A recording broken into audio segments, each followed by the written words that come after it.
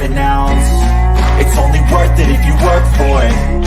It's only worth it if you work for it. I won't stop till they hear me now. I won't stop till I wear the crown.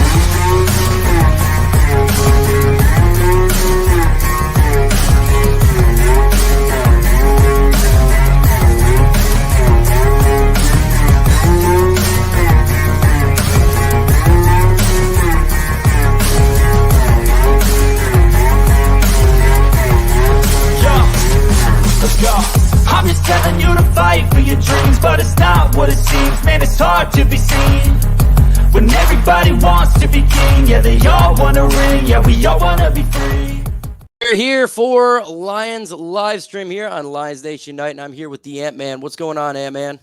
Hey, what up now, everyone? Hope you're all good. Hope you're good. Mike, got Lions football back. That's good. We've been able to watch them again. It's been a long time coming. Finally, we got to see a game preseason. We got a game on Saturday preseason. Super, super exciting right there as we're getting ready for football. We got James Janella, Brent DeWitt, Kevin Auker, Lisa DeLorenzo, all in the building. Appreciate you jumping in here, folks. And let's get ready for a good show. Now, there's been a lot of injuries, though, because that's what we got to start out with. Man, oh, man, what is going on, Ant-Man? Here's the who didn't practice due to injury. Hendon Hooker, Sam Laporta, James Houston, David Botta, Lee McNeil, Duron Gilbert, Malcolm Rodriguez, Carlton Davis, Maurice Norris, injury, Jahmyr Gibbs, hamstring, Terrion Arnold, injury, Ennis Rakestraw, injury. Ant-Man, what is going on? Are they drinking the injury bug? Like, what is going on here?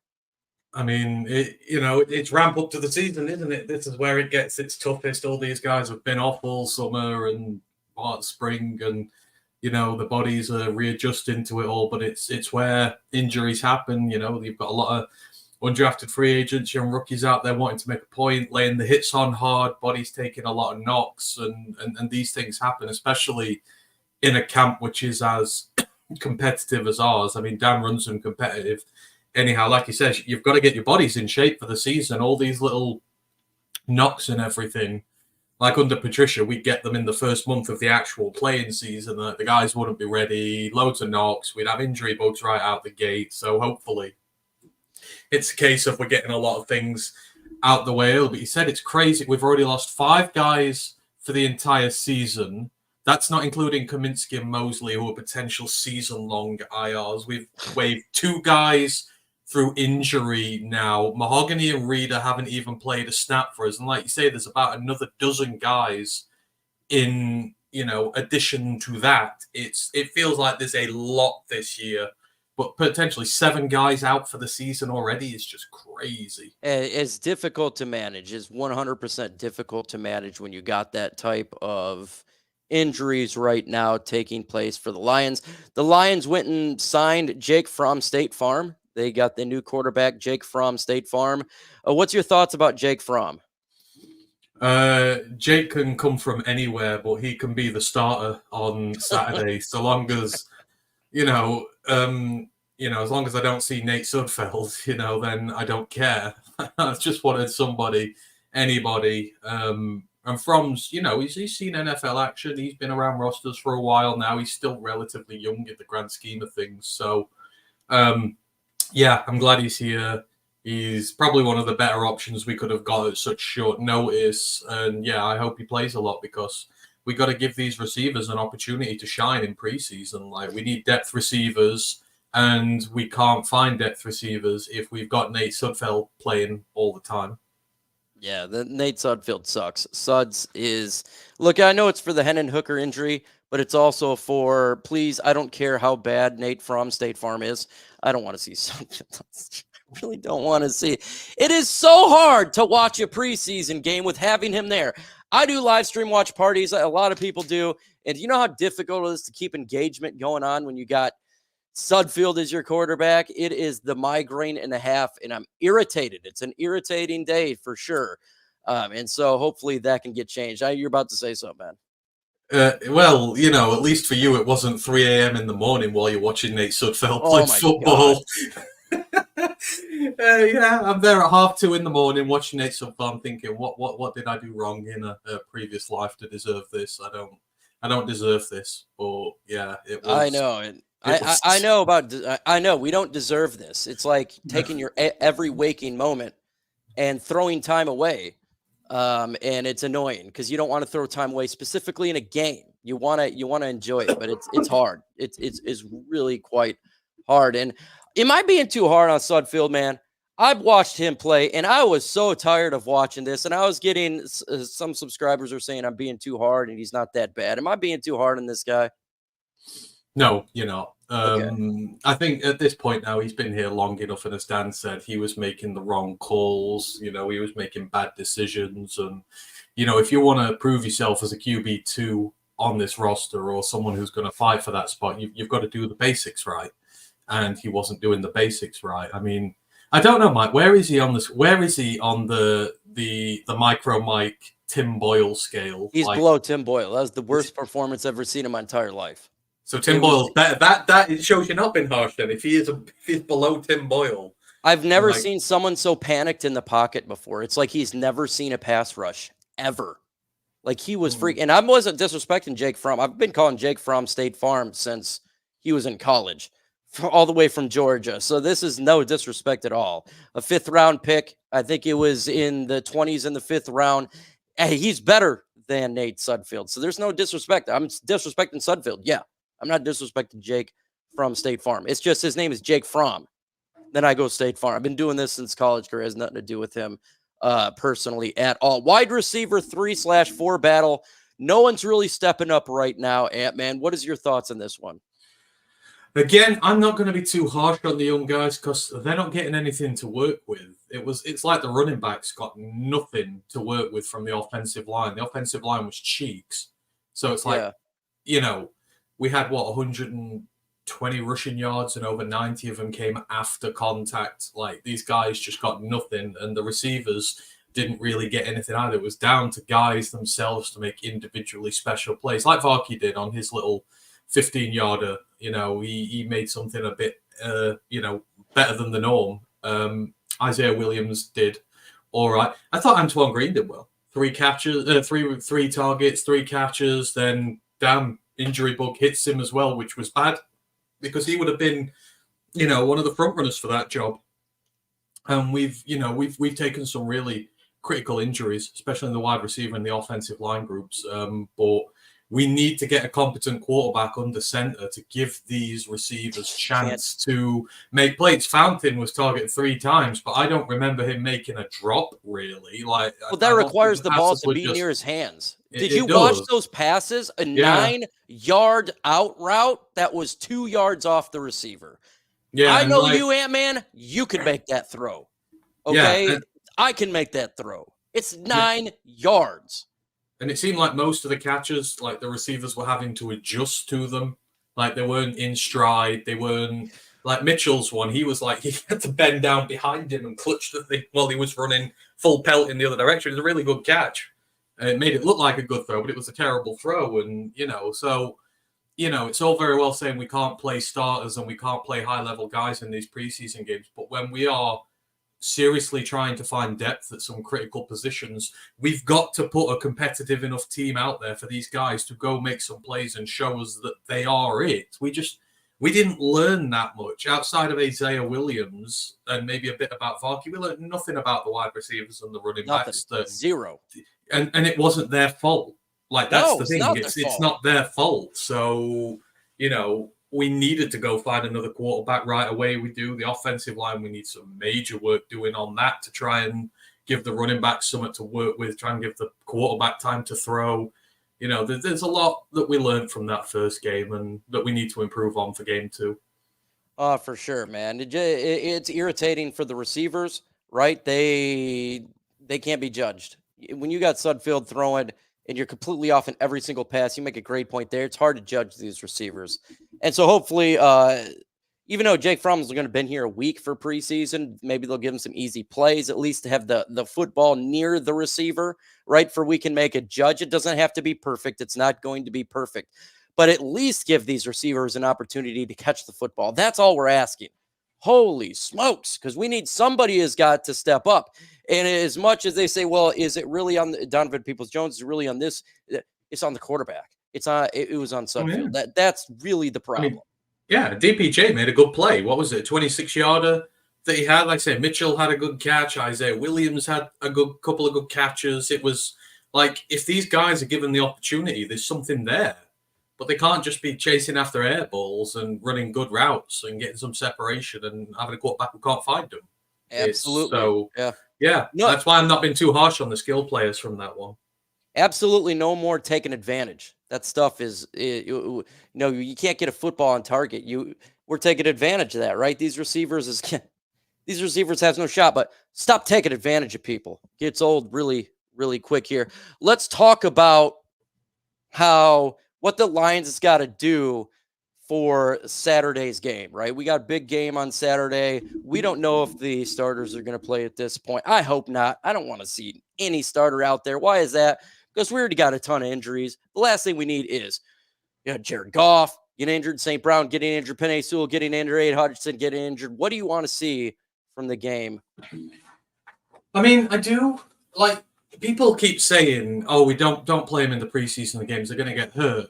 Newsflash: they could get hurt every single day they go out there. No more so than in practice. Like, how many guys have gone down injured in practice? Not even in game situations. But look how many people just won the last 2 games, man. Done for the year. 7. And that was in-game scenario. 7 in the last game. But at the same time, we can't bubble wrap some of these. We can't just give them their first action against the Rams. Like last year, they did have a little bit. They didn't do too much. They did a drive here or there, just enough to knock the rust off and everything. But, for me, like, one of the big concerns I've got at the minute, the edge room. So obviously Houston's got his little bone bruise. Hopefully he's going to come over that. But, we talk about like this team trading and stuff like that. And I've always been said, like, you go towards a trade deadline and then you start looking at guys. But you sort of look at this edge market now. You see Judon out there. You see Hassan Reddick potentially out there. You see these potential game changers out there. I'm thinking, you know what? Yeah, I do want to give Davenport his go. I do want to give Pascal his go. I do want to give Houston his go. But, like, Davenport's not been training. Houston and Pascal are already dealing with injuries. Like, I want to see them out there. Go out and earn that spot next to Hutch. Like, you are not with you, man. I got no problem with that. You are not. Yeah, Marcus Davenport is not a starter here. He has not earned a starting role here. You go out. I agree. 100%. You go out and show me why I shouldn't go to the trade market now if it's starting to overflow with edge rushers. Because we're at the end of the day, we're going to take a big gamble if we don't do it. And, that's kind of we do that. But, like, they should start. The edge rushers should start. I mean, even if the O-line, if it's one drive, but again, Mike, that gives you a chance to put some receivers in with the ones, to put some running backs in with the ones, to help establish the depth. Try and give these guys a chance. But that's the problem right there. You have to have Jared Goff to be quarterback to throw these receivers in football. That means you have a backup problem. And that's unacceptable. Well, we can't really judge it because Sudfeld is not good. Well, then why is he on the team? Like, you know what I'm saying? It's like, if he is not helping these receivers out, I don't want to just Jared Goff just to go out there just to help out. I already know what I got. I already know what I have in him. I know what he's going to bring. I know what Jahmyr Gibbs is going to bring. I don't know what Marcus Davenport's going to bring. I don't know. You're right. In an ideal world, you'd want Hooker behind it. But but we got a concussion. So he's concussed. But I think at some point you just have to send them out there for a drive or two. You've just got to get the rust off in a game. I know joint practices and everything counts, but still, you've got to be ready. We were ready last year because we did give them a little bit of time, but certainly on the edges, like Davenport, get your lazy ass out there and do something. And Pascal, you get out there and do Pascal something. Show me he's got to go out there. I'm with He's you. with the trainer, yeah. Like these edges, if there's not a starting spot nailed down, you've got to go out there and earn it, and you've got to go and show some reps. Because, like I say, if I'm going to pass on Judon, on Reddick, and pass on like what is a good edge market at the minute. Like, you've got to go and earn that right for us to do that. You have to. So, because you're right. Judon's available in the trade. Hassan Reddick with Clistrate Shade yesterday. I just made a video talking about it. You are 100% correct. I want to see Marcus Davenport out there. I want to see Joshua Pascal out there, Matthew Beth. I want to see all the edge. I do. Because they have not earned a spot, in my opinion.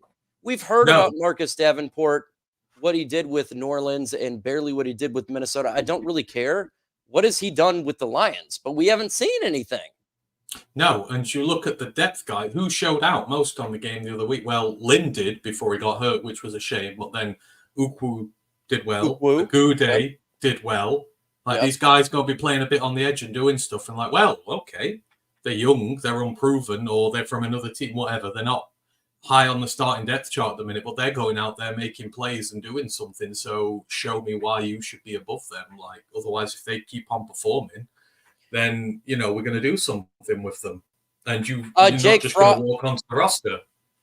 Run DMG, sorry about that. We signed Jake Fromm, so he's the quarterback that we took a flyer on, and hopefully he can get some playing time. I think to help the receivers out.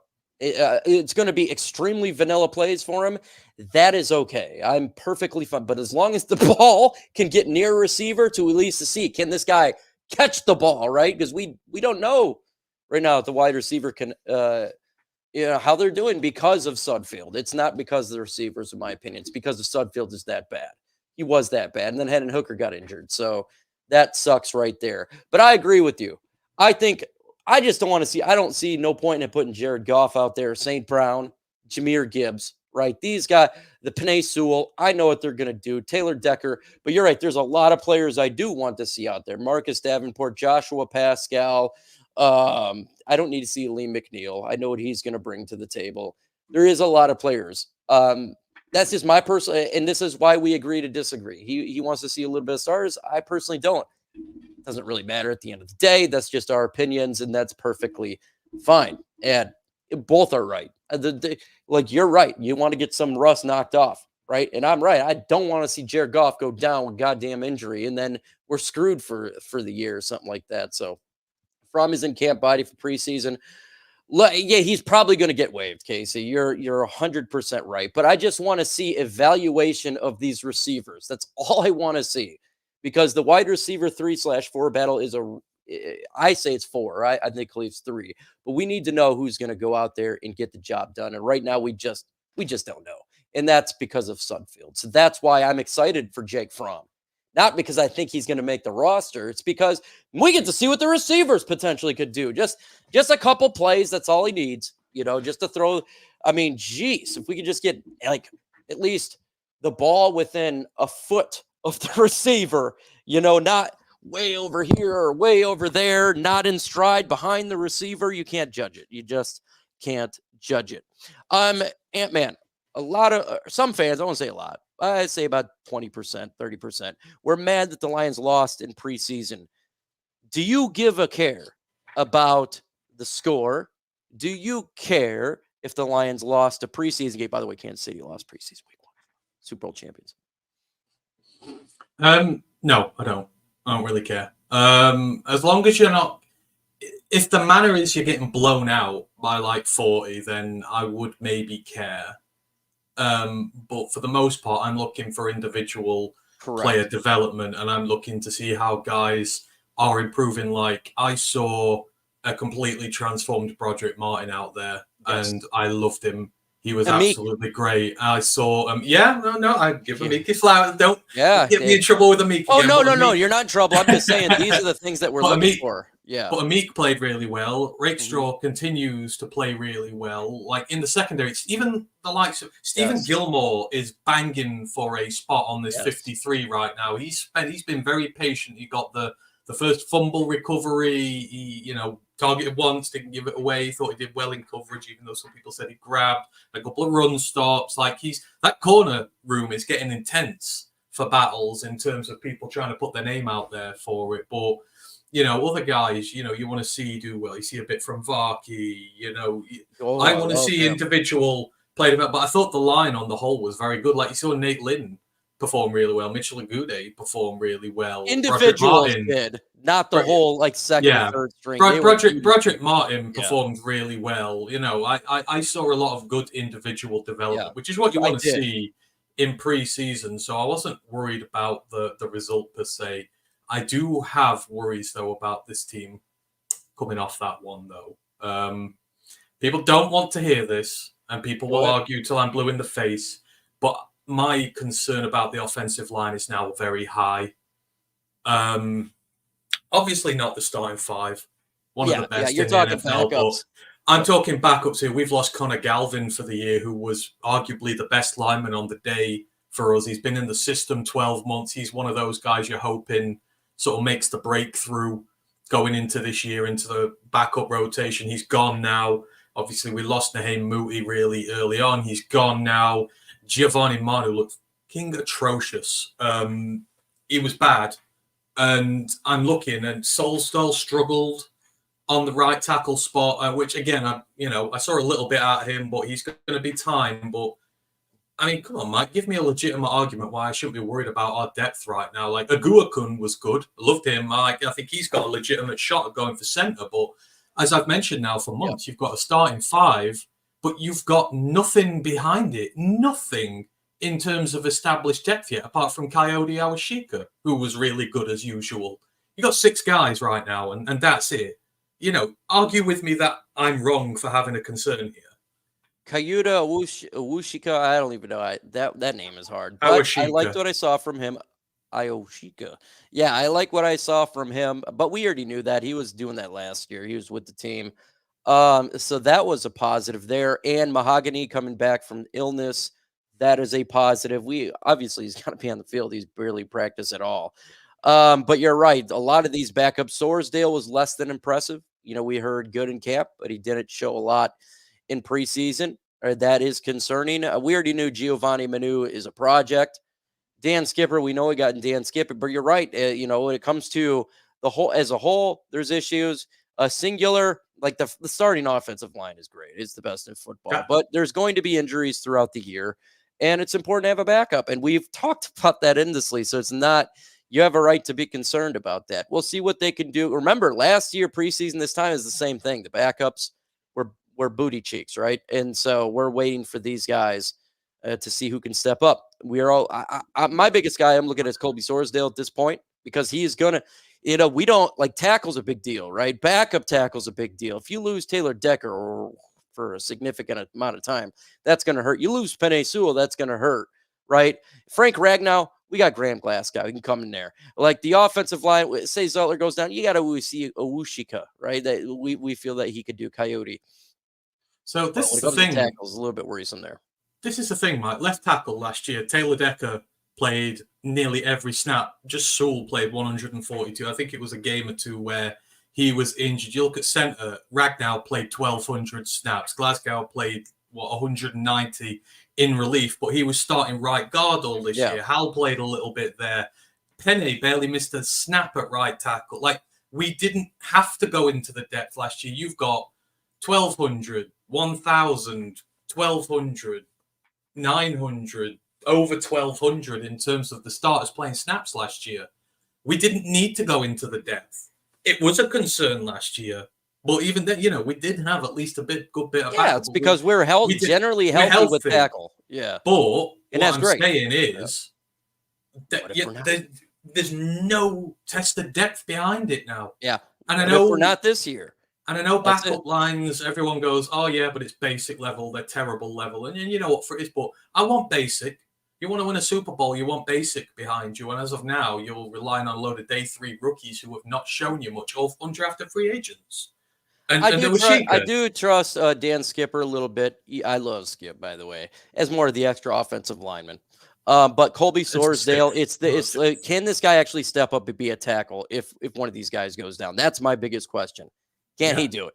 In a playoff That's my question for in a playoff game or anywhere, right? Because you're going to have injuries. Knock on wood, last year we barely did it. But if you look at the rest of the NFL, quite a bit, right? And so the odds are is there's going to be games where they're going to be injured. It's just the way that the odds should be looking. And we should be, worried about that a little bit. So it's still the same questions, right? Backup tackle, edge, wide receiver 4. Not a lot has changed.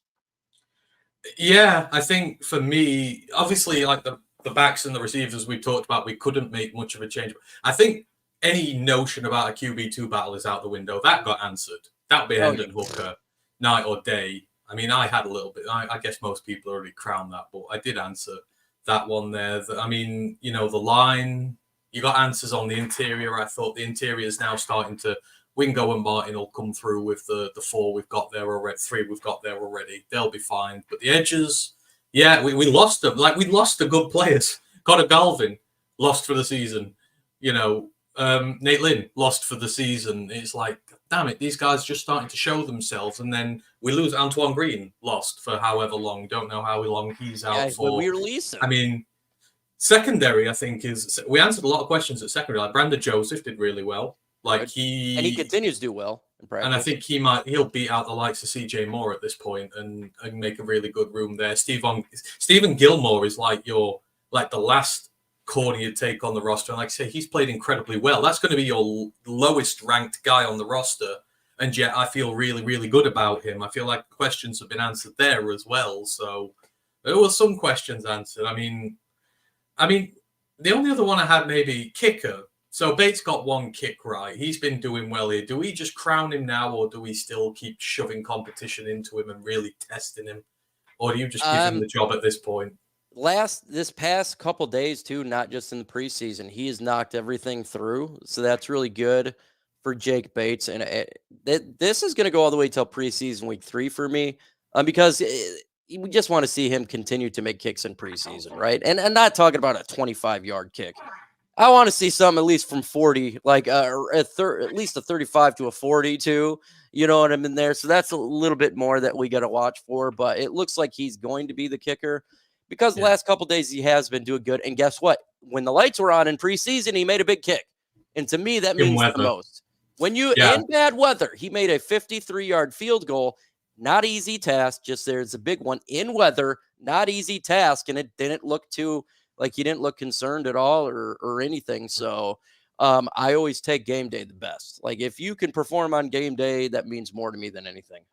I would like to see them give him more kicks this week. Like, what are we learning about 4th downs in preseason? We know that our 4th down schemes are very complex and, you know, they're executed very well, but we're not going to show our hand in preseason as to what we're going to do on 4th downs. So why bother if we're going to go for something vanilla and just try and keep the drive? Let's just give them Bates. If you're between 40 and 50, 3 or 4 times in the game, just keep giving them to Jake Bates at this point. You are not going to do anything with them 4th downs that's going to help you in the season. I don't care about it. I don't care about points or winning games. I want to see Jake Bates kick some nice field goals on Saturday, and hopefully he'll have an opportunity. I am 100% with you.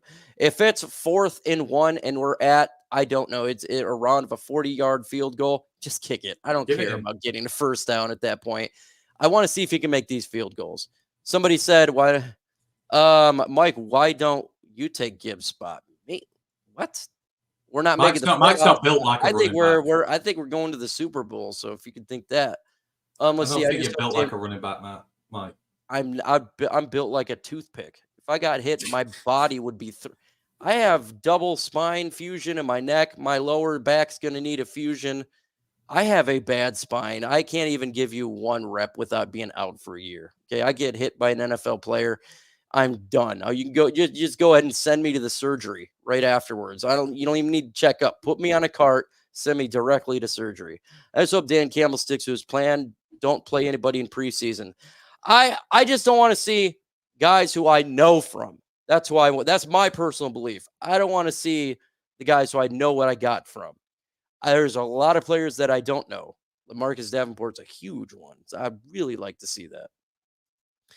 I got to take Gibbs' spot. Yeah, you guys would be pretty upset if I took Gibbs' spot. You would be very upset because we'd be scoring nothing and losing yards, and I'd be out after 1 hit. So, yeah, I'm not even... You'd be doing live streams from a hospital bed, wouldn't you? Like first guy to do a full body cast. Yeah. How'd that work out? I got 1 game day rep, and now I'm done for the year. Yeah, there's no chance there. If you guys got questions, throw it in the comment section really quick. I'm going to try to cut this one a little bit short because I'm extremely busy trying to finish up a project at someone's house, and it's slow as molasses. And I ain't ever got time to do it. So I just got to do as much. Is Jake a master? Jake from State Farm? No, Jake Bates. Oh, Jake Bates? Oh, Oh, Mike, you got done by Yes. the oldest joke in the You book got me there. good. It's because I'm irritated today. I'm really irritated, and so it's just I'm not thinking right. Sudfeld should not be in the NFL roster. I concur with you 110%.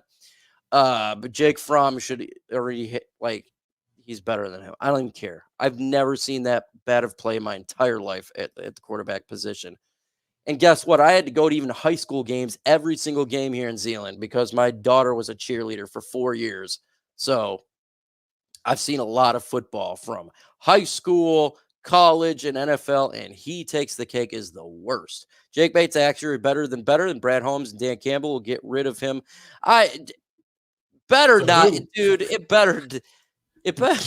We You don't get have anyone rid of else him, on what the you gonna roster get? right now. What's that? We don't have anyone else on the roster right now, do we? We've got Schmidt here, but we heard nothing about him since he got here. Yeah. Nothing. Let's see. Who wins the battle of the mid Saturday? I'm taking Fromm all day. 1,000 times. Sudfeld, midfield. I call him Dudfield. He's not an NFL caliber quarterback. I really meant it. He's not a UFL caliber quarterback. That was a terrible performance. You think Fromm will take Sudfeld's job? Unfortunately, I think that's probably not going to be the case. I think I don't want Sudfeld on this team. That's just my personal belief. I wouldn't mind having Sudfeld off this team. Hendon Hooker. Will he be the backup? It depends. It depends what Dan Campbell. What do you think? Who's going to be the backup quarterback? Oh, it'll be Hooker at this point, I guess.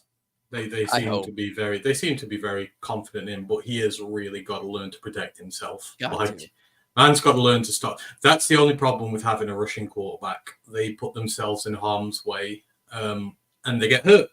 Like, he can't afford to miss a week of practice, but he is missing a week of practice because he got a little too overzealous trying to impress, and it's the problem with a guy who runs. But you got to learn to slide. Gotta learn to slide, otherwise your NFL career will be very short because some linebacker will break you like a twig. Javaki looks good. He very much looks good, and that was a huge positive for me from preseason. And I just think the RB room is ridiculous for this team.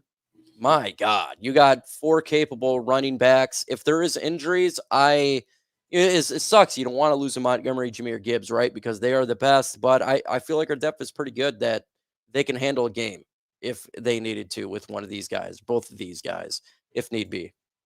I'm that confident in it. Mike, Bears fans are clowning us right now. Okay, I don't. Bears fans, they do this every single year. Every single year. Lions lose a preseason game. They think it's fine. You win the preseason games. You care about that. We don't. I don't care about winning preseason games. They can cloud all they want. See ya in the regular season. If you actually watch preseason for wins and losses, and you think, because I've been seeing it ever since, look at you, Lions only scored 3 points. This was in my stream. And you guys are going, you're terrible. You're a trash team. I'm like, okay, have fun. Have at it. Believe if you want to do it, I'll see you in the regular season. They've got a monopoly on the bottom of the NFC North. They don't have any room to talk smack to anybody. 8 years ago, Mitch Trubisky was going to be the next Hall of Fame quarterback. 4 years ago, Justin Fields was going to be the next Hall of Fame quarterback. They screwed them both up. They've got a coach on the hot seat. They're going to flatter to deceive once more. Although I will be. I'm sorry to break this, bro. I don't know if you know, J.J. McCarthy just had surgery. Came out about an hour ago. He's torn his meniscus. Is that he's torn his meniscus. Done for the year? No, it depends. They said it depends on what part of the knee it is. Some part of it could be 4 to 6 weeks. Some of it can be 4 to 6 months. They're not sure, but he's not going to be playing. Certainly at the start of the season, he's going to miss a good. He's going to miss a good chunk. I mean, to be fair, let's be real here. The Vikings are not threatening the playoffs this year. They're not going to come close to threatening the playoffs. If it is 2-3 quarters of the season out, they should just shut him down, get him healthy, and wait till next year. They said end of November, beginning of December.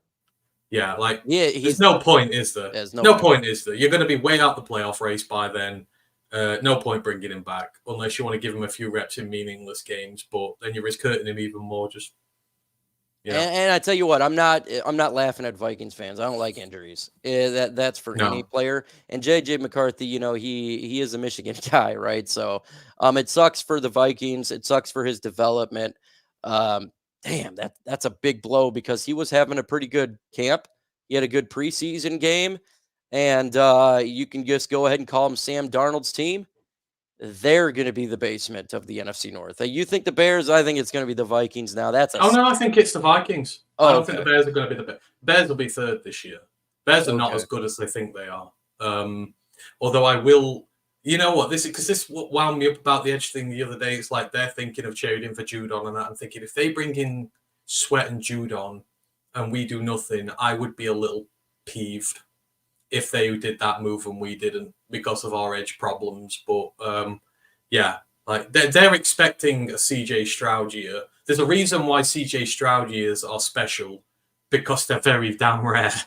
Where someone comes that's in why and we love you plays guys. Lions like fans can't listen to other people. Yes, we don't listen to other people. Except for every single stream, I do a game. Every single Bears fans, besides Bear Claw, which is really cool. They just say, we're winning the Super Bowl. You guys are the worst team in the NFL. There's no talking to somebody like that. If you actually think that we're the worst team, 0-16 team, and you guys are going to be 17 or 20-0, you can't have a discussion with someone like that. I can't have a discussion with Bear Claw, a realistic Bears fan, or any other realistic Lions fan, or any other realistic fan. But if we automatically say we're the worst team in the NFL, we're not going to win a game, and you look at this roster, I can't have a conversation with you. I just can't do it. There's no conversation with somebody like that. It's not reality. It's just not reality. See, right now, we are the proven team. Everyone said last year the Detroit Lions are nothing until they prove themselves. Well, we went out and proved ourselves last year. We are a very young team with a great drafting GM who's only going to keep getting better. Like, Bears, you ain't proven nothing except your ability to live in the basement with all the skeletons and, all the dust and that. For the Packers, you sort of proved yourself a little bit, but you've got obvious deficiencies on there. They're a good team. I think the Bears are a good team. I think they're going to be a 9-win type of team. That's what I have. I have the Packers up there as a 10-win. I think the Vikings maybe 6 wins. I think they've got to prove it first. But at least the Packers have proved it. I do respect the Packers because they're a young team as well, and they're always tough to beat. But the Bears, they can't say nothing until they actually start winning and they actually start making some noise. This year, more than any, I want a 6-0 the NFC North, just because all three sets of them, for some reason, this year though, because I don't come together. I don't get hate from Vikings fans or Packers fans ever. And I tell you what, the Vikings won the division before last year. The Packers won it for the last 5,000 years. Okay, so it's like. Why is it always? It's like one fan base that's just you're a terrible team. You're 0-16. Doesn't matter what you're gonna do. It's like, okay, well, have fun with that. I'm not gonna talk. I'm not gonna have a conversation with that. See, the Vikings fans were cool until they started wishing ill on Kirby for the hit on TJ.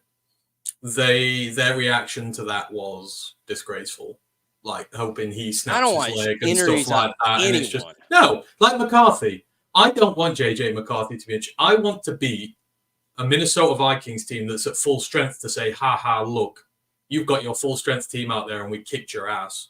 You want to do that with everybody. I don't want to win because of injuries, because that just stains the legitimacy of what you've done. You've won by default with an asterisk, as Mike Tirico would say. You want to beat them at full strength and show them that they're not as good as they think they are. Like, you should never want to wish injuries on anybody, but them after those hits were terrible. Even to this point now, they still are. Like, Kirby's embraced it and shut it. Yeah, I don't wish injury upon any. No. I just want to beat all three of these. I want to beat a fully healthy Bears team twice and say to them, get back to the bottom where you belong. That's what I want to do. It's just not cool, man. It's for injuries. Like, even if they're on a team you don't like, they're a human being with families. Like, and if you've ever had surgeries or coming back from a surgery like I have, it took a year just to have mobility from have the same strength in my arm after my neck surgery. A year. I couldn't even do a push-up like for the longest time. So I don't wish that upon anybody. It sucks. It's first off, it sucks your life. It's depressing. It ruins your life. It makes you feel worthless. Like it's tough to get through it. So I'm never going to root for an injury because I know it sucks. It is regardless of football. It just sucks. So update on Gibbs. All I know is a hamstring, and that's all I heard. I don't know the severity of a hamstring. Hopefully he just sits. They let him rest. No more, like, we do not want this guy to be injured come week 1. I don't think it's severe because I haven't heard anything of that nature at all. I just heard it's a hamstring. And Lions are pretty cautious when you get dinged up in training camp. They rest their guys a little bit. So I don't know. I really don't know about that one. I wish I actually knew. The Bears drafted 2 good players. Keenan Allen, great. How did the Chargers end up last year? Yeah, Chargers, they also had a bad coach too. But I think the Bears are going to be fine. I think they're going to be a 9-win team. It's just how I look at it. Do I think you're going to go, like I've been told, the Lions, this is what I got told last on the stream. Lions are going to go 0-17. Okay. If you really believe that, I can't have a conversation with you. I could tell you that I think your Bears team is going to go 9 wins. That's what I personally believe. But if you actually believe the Lions are going to go 0-17, then there's no conversation to be had because that is the stupidest thing I've ever heard in my life. I mean, just to play devil's advocate, Mike, what do you reckon in January me and you would look like if they did? We just sat on this stream 0-17. What do you reckon? You would see. You see this? I have some hair. There would be none left. If the Lions would 0-17, there'd be none left, and I'll probably retire. If they like, there's just no way the talent is so good. I have them going to the Super Bowl. Their talent is extremely and everyone is like, oh, what if Gibbs is hurt? Well, we've got David Montgomery, who has 1,000 yards from scrimmage every single season in the NFL. It's not like we're in trouble. We've got Reynolds, we've got Varkey, we've got Knight, we've got depth to this running back room. That's why this team is good. That's why okay. That's the good thing about having a dual-headed monster is, if need be, you can revert to a single-headed monster that is ably backed up. Even if he is hurt and he misses time, we're going to be just fine. Absolutely just fine. If this was Amon-Ra, we'd be having a different conversation, but it's not. Monty is a NFL caliber, one of the best running backs in the NFL, and we've still got him, so we'd be fine. Yeah, let's see. I don't want anybody getting hurt. I just don't want them to lose like Matt Stafford. I don't want to lose either. Good Lord, that losing sucks. I want to win on week 1. We want to win every game. Let's see. I would be in rehab. You can call me Rob. If I see the Lions go 0-16, that would be, or 0-17 with such a roster like this. It would have to be the worst luck ever made of all time. Every player would have to get injured for that to occur.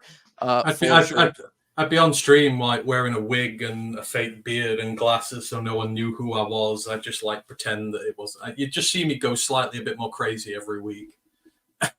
What's up, Mike and Ant? How y'all doing? Football time. I'm really good. We're ready for the game on Saturday for sure. I also think that St. Brown will be unstoppable for sure. He is unstoppable. Any argument with the Bears fan has, but it's not all Bears fans. I want to say there is a couple good ones that I listen to a podcast and comment, but it's just overly the most. If you're to ask me what fan base is the most, it'd be them right now. It's how it's been for a while. It's weird, but it is. I tell you one thing though, J-Mo's going to have 2,000 yards this year. He's coming, isn't he, Mike? J-Mo 2,000 yards receiving. Oh well, I was maybe been a bit. That's a lie. I was maybe milking him. I'm saying that the J-Mo breakout is coming. It's coming, man. 2,000 yards ain't coming out. Maybe not 2,000, but the J-Mo 1.5. I think 1.5's coming for J-Mo. He looks fantastic. Just every day making plays. He looks like he's locked, loaded, ready to go. I think genuinely he's going to go for something like 200 or that against the Rams. I just think he's going to be shot out of a cannon, and people are not going to know what to do with him. I do mean this in all seriousness. This is JMO's breakout year. I have absolutely. I agree. No doubt I think he breaks out. That he is, and this league is gonna, rue the day that they laughed at us for drafting him. Look, Caleb Williams, it's all on him if he wants to be a successful quarterback. I think he has all the physical attributes and the tools to do it. It's to be him if he does it. It's his mentality. I feel like when people are busts, it's generally because of injury or they just don't have the right mindset. And the other way around, a player you could see like a St. Brown who's got such a high mindset, who's a 4th-round pick, is now one of the best receivers in football. So it is like that, in my opinion. So I'm not going to judge until I see, more. Because we haven't heard anything. So I'm not going to say he's going to be great. I'm not going to say he's going to suck. I'm going to just be a wait and see. He's going to be a rookie. He's going to be a rookie. He's going to have ups. He's going to make mistakes. Yeah, he's going to have ups. He's going to have downs. He's got a terrible offensive line, and their $30 million right guard is holding out on them, which is hilarious. Like, his ceiling is very much capped by what's blocking for him this year. So he's going to have it tough. D-Ray says it looks like Ayuk could be the Steelers today trade in place. Well, if that occurs, the Lions just got happy because that is one player that is not going to be with San Francisco this year. And he is a breakout player. See, they reckon they want a wide receiver back, though. Like, who? Do you reckon they'd give up Pickens or something like that? No, Pickens. It would never happen because he's cheap and he's good. So that would make zero sense. Maybe some number 3 or something like that. But losing Brandon Ayuk, if he is traded, make no mistake about it. I don't care what the mainstream media says. That's a big loss for them because he is a good wide receiver. He is a guy that helps their team out significantly. So it's going to hurt them regardless of what they say. It is going to hurt them, and it is a benefit if that does occur. I heard Caleb look good in preseason. Get to know it's preseason though. It's really difficult because the level of competition is different. Now he is going to have to. It's good to see him do good in preseason, but you got to do it now, like in the week 1 and stuff. And again, these are just in each game. A rookie's going to have good, and he's going to have bad. There's going to be good moments, going to be bad moments. So I'm not even going to judge Caleb Williams probably till year 3. I'm not going to judge McCarthy until year 3, right? You don't really know. I mean, look at the Jaguars quarterback. Everybody thought this guy was the second coming of Peyton Manning, and he just so happens to not really have done anything. And he's thrown a ton of interceptions, the most in the NFL last year. So I'll wait and see. And look, on the other side, Brock Purdy, 7th-round pick that nobody talked about. Pretty damn good quarterback. So you just got to wait and see. But folks, we've been on for nearly an hour, and I got work I got to do before I can't. So I'm going to have to get up off here. Ant-Man, what do you say to the folks out there? Where can they find you? You can find me at Roar of the Lions UK. We're a group of Detroit Lions fans from across the pond. So if you want to hear your Lions news from a British perspective, come check us out, Roar of the Lions UK. You'll find us on Mondays, Wednesdays, do some college stuff as well if you want to talk some college ball. So yeah, hopefully see you there at some point.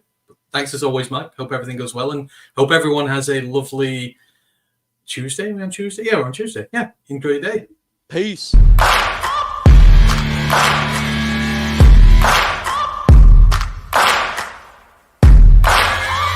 Searching for greatness in a sea of the dying and shameless.